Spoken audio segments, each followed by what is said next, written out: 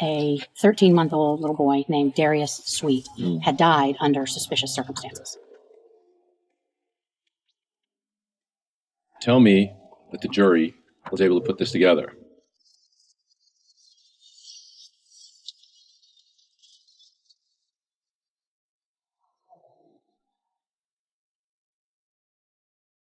Hello and welcome to Best Case, Worst Case. This is Jim Clemente, former New York City prosecutor, retired FBI profiler, and founder of XG Productions. And with me today in the studio is... Hi, everybody. It's Francie Hakes, former state and federal prosecutor. Hi, Jim. How are you, Francie? I'm good. It's nice to be actually face-to-face in the studio together. Well, I'm glad you think so. Thank you. Nice. So nice. Our listeners already think that you don't like me, so don't play into that. Oh, stop. They can hear our smiles.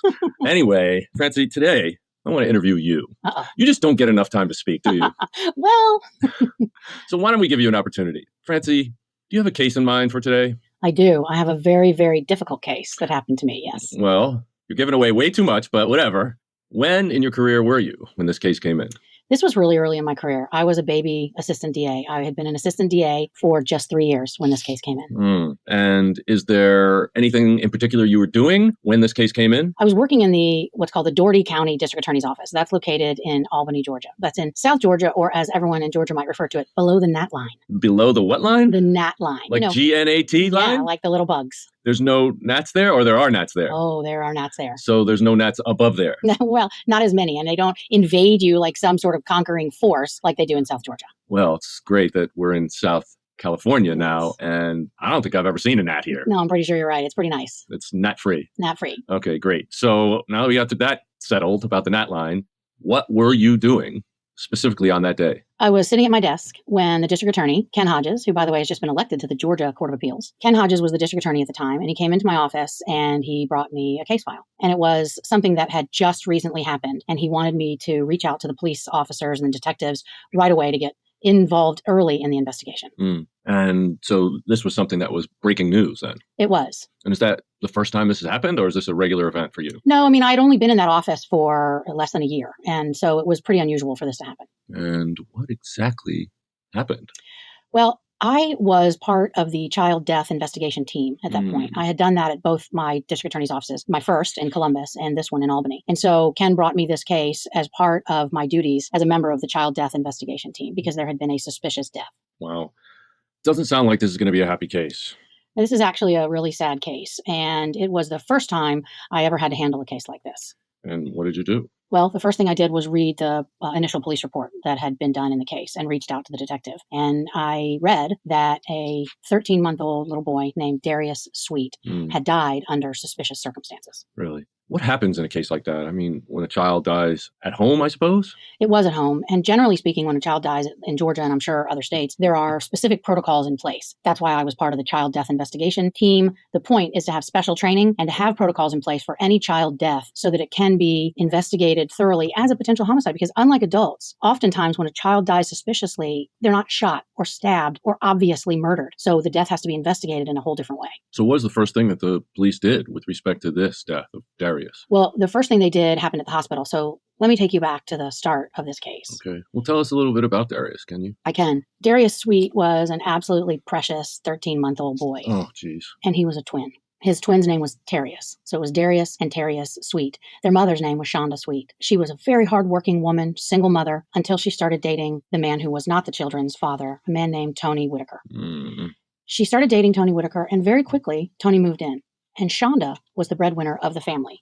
Shonda was the one who was taking care of everything. She worked. Sometimes she didn't have a job, so she was out looking for work. And oftentimes she would leave her twins, Darrius and Darrius, with her boyfriend, Tony Whitaker, while she went out and tried to earn money for the family so she could support all four of them. This case is already making me sick to my stomach. But okay, so Darrius, obviously 13 months old. Yeah, a baby. A baby, totally helpless. Totally helpless. So Shonda Sweet one day has got to go out and look for a job. A friend is going to drive her to various places, including all the way to Florida to try to find work, which isn't that far actually from the Albany jurisdiction. It's an hour or two. So she was really searching far and wide for ways to support her family. So she left Darrius and Darrius with Tony Whitaker. The children were getting over a bad cold. So they were a little fussy and still a little bit congested, but fine, clean, fed, and bathed when she left that morning. And how long was she gone? All day. She was gone till early evening, trying to look for a job with her friend. And Whitaker was alone with the children all day long. Hmm. The first thing that anyone knows that anything is wrong with the children is a phone call made by Whitaker to his godmother. He calls her and says he can't wake up Darrius, and will she come over? Hmm. So she comes over and brings her husband and daughter. They're unrelated by blood, but she is Whitaker's godmother. She hears something in his voice, and so she comes over. When she arrives, Whitaker is in the main part of the house, the family or living room, and the twins are nowhere to be seen. Hmm. Whitaker tells her that Darrius is in the bedroom and there's something wrong with him, but he's not in the bedroom. So she goes into the bedroom and she finds Darrius asleep on the bed and Darrius face down on a corner of the bed. She turns the child over and notices that his lips are blue and he does not appear to be breathing. Good Lord. And how long had this been going on? No one knows. And Whitaker didn't say much.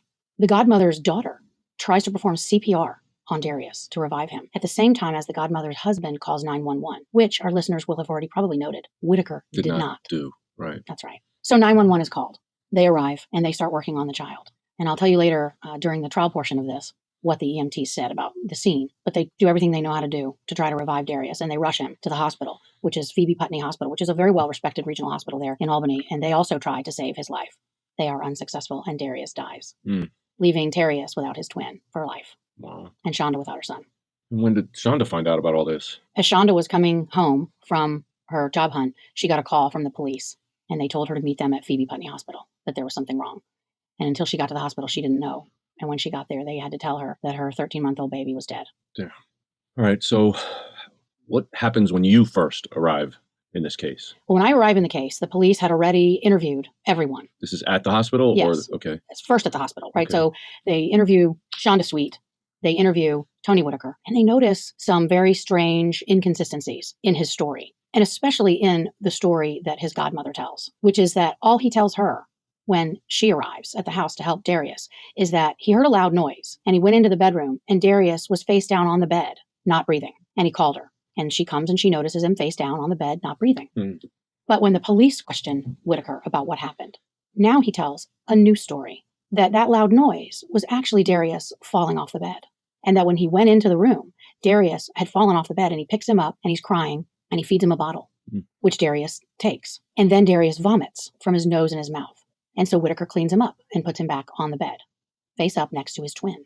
So this is a very different story than the one that he had told the godmother. So police are immediately suspicious. Well, I would be immediately suspicious based on the story that the godmother tells that a loud noise occurred and he was lying face down on the bed. He's on the bed. Where's the loud noise from? But she finds him face down on the bed and not breathing. Why didn't Darrius get turned over? Why is Darrius still face into the bed? Exactly. All suspicious circumstances that trigger the child death investigation protocols. Yeah. And one of the most important things in a case like this is to test the story of the person who's with the child when something terrible occurs. And so the police did everything right in this case, which I give the Albany Police Department so much credit because they did not see very many suspicious child deaths. It's not a very big jurisdiction. They didn't have a lot of experience with it, but they went immediately to the scene after talking to everybody and took out the most important tool in this entire case. And what was that? A tape measure, measuring the distance between the bed and a dresser that was next to the bed and between the bed and the floor, because that would be key evidence later. Right. And what was the floor made out of? It was a hardwood floor. Okay. Smooth, though. It was a smooth hardwood floor. And was the bed tucked into a corner so that it was surrounded by walls on three sides or something? No, there was only a wall in the back. So on one side, there was a fairly large open space toward the door. And on the other side, a foot or two away was the dresser. Okay. And so there's no way that a baby could have fallen, hit their head on a wall, and landed face down on the bed. Absolutely not. Impossible. Okay. So the other thing that the police noted at the hospital, which is part of the case, is what the EMTs and doctors were telling them looked like suspicious injuries, and specifically a very large knot on the back of the child's head, which, if you think about it from a common sense standpoint, a child who falls out of bed and lands on the back of his head, he might have a knot on his head, maybe. At least that's what most people might think. Yeah. But given the experience of child death investigations, everyone is suspicious when a child that age falls, supposedly, and there's an explanation that doesn't make a lot of sense, but could be real. So they go out and they measure the scene and they start talking to all the witnesses and they interview everyone. And what else did Mr. Whitaker say in his statement? Whitaker didn't say very much. Whitaker agreed that Shonda Sweet was out of the house all day long and that when she left, Darrius and Darrius were fine, fed and sleeping. So this was key evidence later also, because of course, in a suspicious child death, the police have to figure out who was with the child when injuries occurred that might have led to the child's death. Yeah, and also get a baseline for how the kids were cared for. That's right. So in this case, right from the beginning, everyone agrees the children were fine when Shonda left and that Whitaker was the only person with them the rest of the day until the godmother arrived. So it was actually a pretty simple investigation in a sense, in that there are only a few people to talk to because there's only a few people involved. You've got medical personnel, EMTs, the godmother and her family, and Whitaker and Shonda. And that's really it, other than measuring the scene. And then who becomes the most important witness? The medical examiner. Yeah, because the twins, obviously pre-verbal, can't describe what happened. And the only other person is the suspect. That's right. So I get the case, and this is the stage that it's in. The autopsy hasn't been performed yet. So I have the ability to go and watch the autopsy if I want to, which I did not. I just have to admit it. I was going to ask you, did you see the body before the autopsy? I did not. I saw photographs. I spent, days with the medical examiner, but not live. I did not see the autopsy live. I have to say, it's never been something that I wanted to do in my career. It's horrific. No. And you can never get it out of your mind. Well, no. And that's one of the things that haunts me about this case is the first picture I ever saw of Darrius Sweet was a photograph taken by the medical examiner's office. And it was of Darrius lying on the cold steel autopsy table before the autopsy begins. 13 months old. 13 months old. And he looks like he's sleeping. That's what makes these cases so incredibly difficult and different from adult homicide investigations. Because when it comes to suspicious deaths and what may end up being a murder case, the child doesn't look injured. It's very hard to see a child laying on an autopsy table like that with no visible injuries, at least at first. Right. And it's a very difficult thing in general to think about a child that young being so vulnerable and so helpless, and that something horrible happened to them and ended up killing them. It is.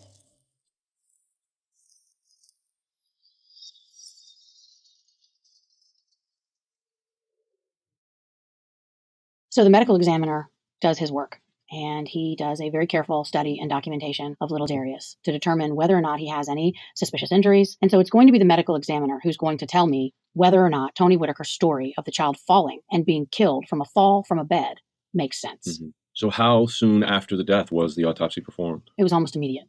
Like within hours? Yeah, I can't remember whether it was the same day or the next day, but it was definitely no later than the next day after the child died. And when you're waiting for results, I mean, what did you do? What was going through your mind? At that point, I was talking quite a bit to the police department about their thoughts about Whitaker's statements, because, I only had a preliminary police report at that point. So I wanted to know everything about everyone had said. The police are still transcribing everything. They're still putting everything in their reports. They're still talking to the eyewitnesses and trying to find and get the names of people like the EMTs on the scene. Because when it comes to a suspicious death, everything that happened in the last hours and minutes of the child's life are going to be critical pieces of evidence. So all of that is being gathered, and I'm talking to the police and to the EMTs and to Shonda Sweet about the case. And of course, the mother a parent is almost always a suspect, but we knew very quickly in this case that she could not be responsible for what happened to Darrius because he was fine when she left. And she was gone the entire day when something happened, obviously. That's right. And we had to document that. So the police had to gather things like gas receipts and talk to her friend and verify her alibi. We didn't just take it from the word of Whitaker or the word of Shonda Sweet that that's what was going on. We verified it. We proved that she literally had an alibi that whole day.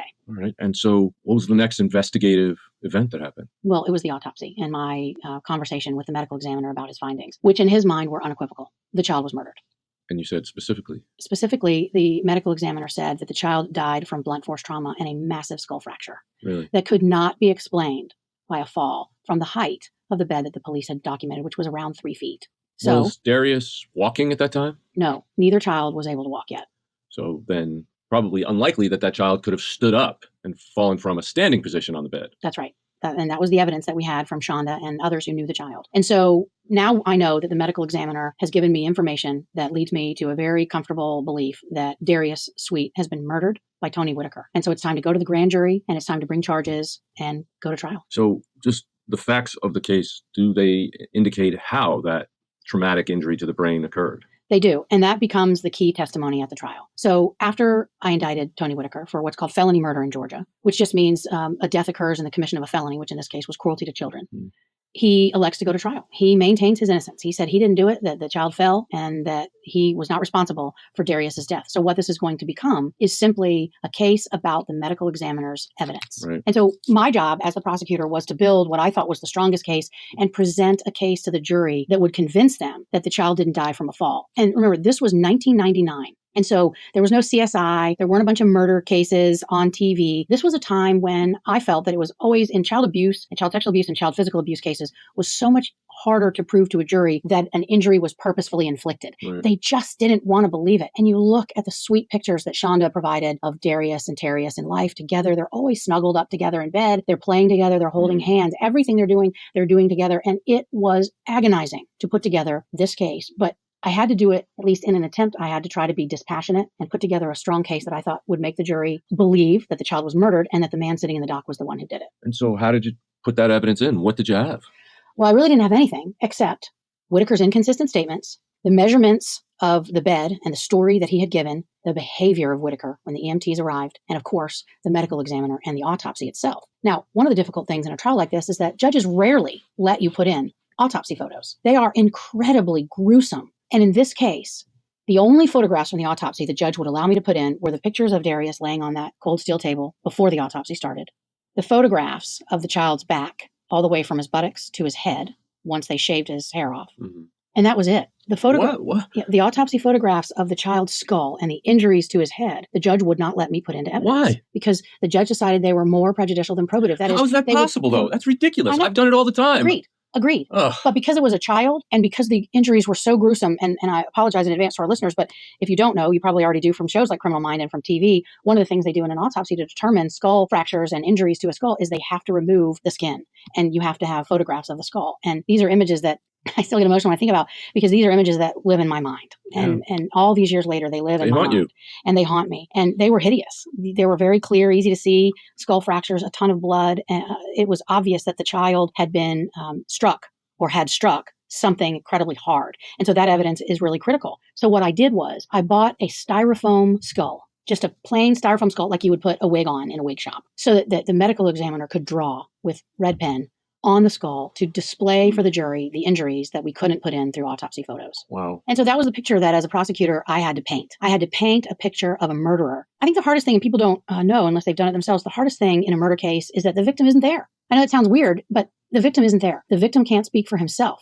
The person that the jury sees and is alive in the courtroom is the defendant. And so you really have to make sure that you paint a picture of the child and the child's life in life for the jury. And so that's what I tried to do. Yeah, well, the judge really made that much more difficult for you. No doubt. So the medical examiner testified that he believed it was a homicide and that it was massive skull fracture and brain injury. Yes, the medical examiner found certain pieces of key evidence. First, there was bruising all along Darrius's back and buttocks that was fresh. The medical examiner testified they had to have happened within 4 to 5 hours of Darrius's death. Was that possible to have been caused by a fall from the bed? The medical examiner didn't think so because it would have been one flat injury on a fall from a bed if the child had fallen directly on his back, which is actually unlikely. But even if he did, you wouldn't have distinct bruising that the medical examiner said looked like knuckles. Okay, so multiple individual bruises, not one large bruise across the buttocks up the back. Yes, and then there were other key bruises on the child's face, specifically on his forehead. The medical examiner testified that it looked like one of two things. Either grip marks, where someone had gripped the child's forehead, and he used the skull, that styrofoam skull that I had. He used that skull to show the jury the finger or knuckle marks on the front of the child's face on his forehead, where either the child, in his opinion, was struck by knuckles or gripped horribly tightly while the child's head was being slammed against a surface.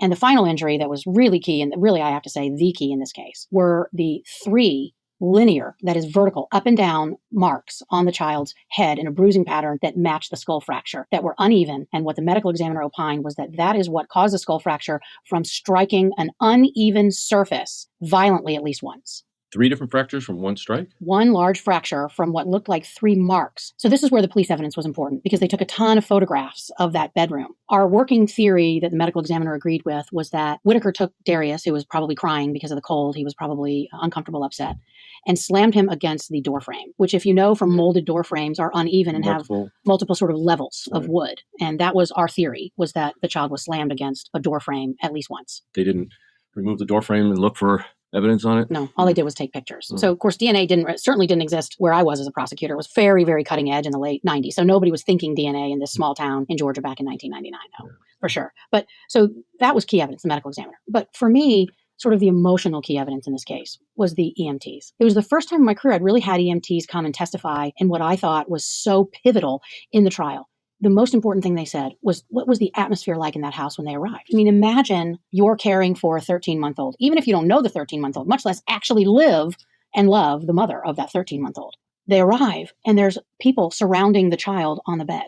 But no one's doing anything. No one's holding the child. No one's cradling the child. No one's crying. No one's screaming to help Darrius. None of that. Nobody would answer EMT questions. Whitaker never told the EMTs that the child had fallen, and they were the first to notice the lump on the back of the child's head, and he never told them that the child fell. The EMTs were emotional on the witness stand because they said that they had never been to the scene where a child was trying to be rescued where no one seemed to give a damn about Darrius. And that's one of the things that most haunts me about this case, is that when he died, no one gave a damn about Darrius.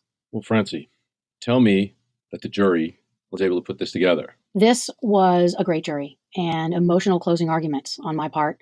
I talked about Darrius and all the things that he would never get to do and all the things that Shonda would never get to see him do and document. I thought about photographs, and that was sort of my theme in closing, was all the photographs that Shonda would take of Darrius that Darrius would not be in.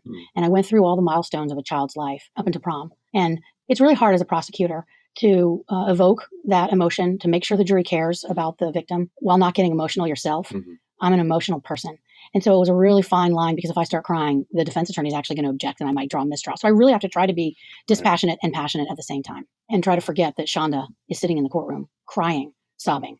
This was the first jury I ever, and maybe the only jury I ever had, that cried during my closing argument. Wow. And I had multiple jurors. So closing arguments are finished. The judge tells the jury to go back and deliberate. We know from experience, Jim, that it takes usually 15 minutes or so to elect a foreperson, and then they deliberate. I went back to my office, which was only down the hall from the courtroom. This is a small jurisdiction in Albany. And 15 minutes to the minute I walked out of the courtroom, I get a call from the court that the jury is back. Wow. And I am freaking out. 15 minutes isn't even enough time to elect a foreperson normally. And so I literally run in my tottering high heels. I run back down the marble hallway to the courtroom, and my heart is pounding. I'm almost getting ready to have a heart attack because I'm convinced I'm losing. And that Whitaker is going to go free after I know the evidence is overwhelming that Whitaker murdered in some kind of rage Darrius Sweet. And we file in, and we're sitting there, the jury files in, and it's just garbage what you see on TV. All the stuff about, if the jury looks at you or they don't look at you, here's what it means. It never means anything. And I'm sitting there, and it's agony waiting for the jury to pass the note and for the courtroom deputy to read the verdict. And they convict him of everything. Wow. And I just slump in my seat. I'm so relieved. I cannot believe they reached a decision in a murder case like this in 15 minutes. And it was a very diverse jury. There was no assailing any part of this trial. He had a really good defense attorney. So I felt really confident that the verdict would stand. And I was just so emotional at the end of the case. I think this was the first time I went home and told my husband, I need to get out of town.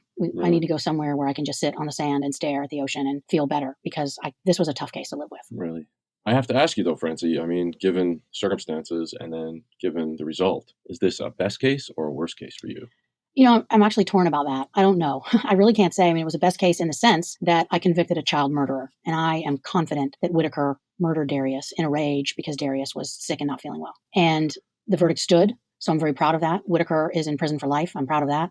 But the images of Darrius on that autopsy table, and I kept that styrofoam skull with the markings from the medical examiner on it, they haunt me, and I'll never forget it. And so in that sense, mourning for Darrius and for Darrius and for Shonda makes it a worse case for me. Well, I know this is a case that's going to bother a lot of our listeners. So if it's triggered anybody, please take care of yourself, talk to somebody, get help if you need it. But this is unfortunately one of the darkest sides of what we did. When you work in law enforcement, unfortunately, you have to witness firsthand some of the worst things that humans do to other humans. And I know that you dedicated yourself to this career to help fight for the victims, and thank you for what you've gone through as a result of that, Francie. Thank you, Jim. Well, for now, we're signing off on this episode of Best Case, Worst Case. Thank you. Best Case, Worst Case is an XG production. Produced by Jim Clementi at Empire Studios, LA. Engineered and edited by Mike Thal. Music composed and performed by Simba Sumba. And hosted by Woman. You can listen to Best Case, Worst Case on your favorite listening app. We are on Spotify, Stitcher, Apple Podcasts, and wherever you listen to podcasts. Knowledge is power, and when we know the facts about sexual abuse, we can better protect kids. Darkness to Light has already trained more than 1.4 million adults to keep children safe from sexual abuse. I'm one of those 1.4 million, Jim. Using their Stewards of Children prevention training, they give you and gave me the facts, tools, and tips I needed to help keep the kids I love safe, and you can do the same with their Stewards of Children prevention training. Get trained today to prevent, recognize, and react responsibly to child abuse in your community. Learn more about Darkness to Light and child sexual abuse prevention at www.d2l.org. That's D, the numeral 2, L.org.